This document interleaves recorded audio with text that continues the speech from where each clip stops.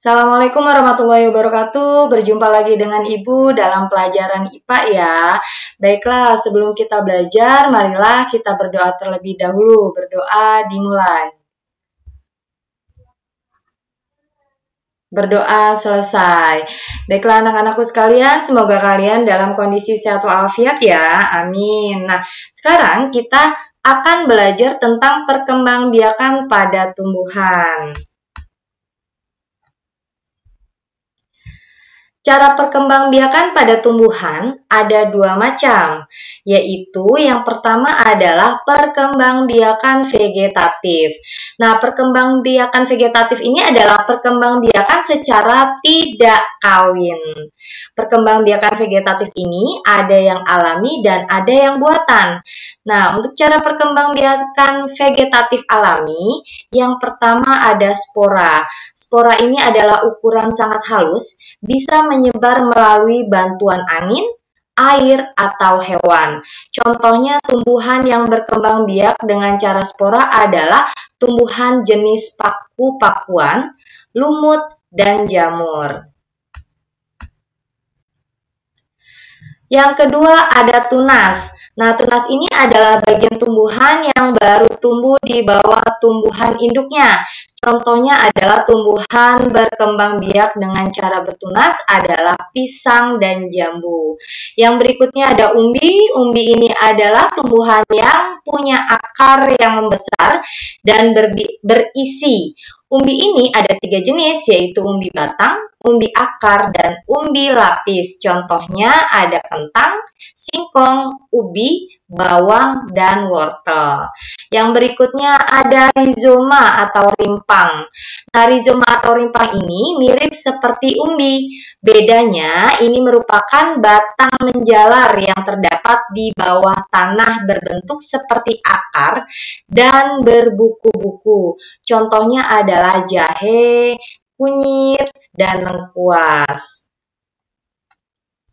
Yang berikutnya ada yang namanya stolon atau geragi. Nah, geragi ini adalah batang yang tumbuh menjalar di atas permukaan tanah. Nah, batang ini bisa menghasilkan tumbuhan baru pada ujungnya. Contohnya adalah stroberi. Yang berikutnya ada stek. Stek ini adalah cara memperbanyak tumbuhan dengan cara memotong bagian tumbuhan, lalu ditancapkan kembali ke tanah, dan kemudian tumbuh menjadi tanaman baru. Ada 3 cara stek, yaitu stek batang, stek akar, dan stek daun. Contoh tumbuhan yang bisa diperbanyak dengan cara di stek adalah mawar, singkong, dan jeruk. Yang berikutnya ada cangkok. Nah, cangkok ini adalah perbanyakan tumbuhan dengan cara cangkok dengan melukai bagian batang tumbuhan. Lalu bagian itu dibungkus tanah, kemudian ditutup rapat dengan plastik atau bahan lainnya. Nah, pada bagian itu nanti akan tumbuh akar. Setelah tumbuh akar, bagian ini bisa dipotong dan ditanam kembali. Contohnya tumbuhan yang bisa dicangkok itu adalah mangga dan jambu. Dan yang berikutnya ada okulasi. Nah, okulasi ini adalah cara memperbanyak tumbuhan dengan cara menempelkan tunas tanaman yang satu ke tunas tanaman yang lain, yang sama jenisnya tentunya ya. Nah, okulasi ini biasanya dilakukan untuk memperbaiki sifat suatu tumbuhan. Misalnya, batang tumbuhan yang kuat digabung dengan buahnya baik. Contohnya adalah durian. Nah, di sini yang kedua adalah perkembangbiakan generatif. Kalau tadi itu adalah perkembangbiakan vegetatif ya. Nah, untuk berikutnya kita belajar tentang perkembangbiakan generatif. Untuk perkembangbiakan generatif ini adalah perkembangbiakan tumbuhan secara kawin. Nah, salah satu jenis tumbuhan yang berkembang biak dengan cara ini adalah tumbuhan berbiji.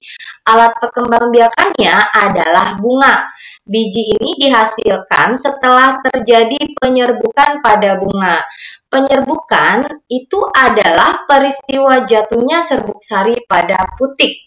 Nah, proses penyerbukan ini bisa terjadi melalui beberapa perantara, misalnya angin, air, hewan, atau bahkan manusia.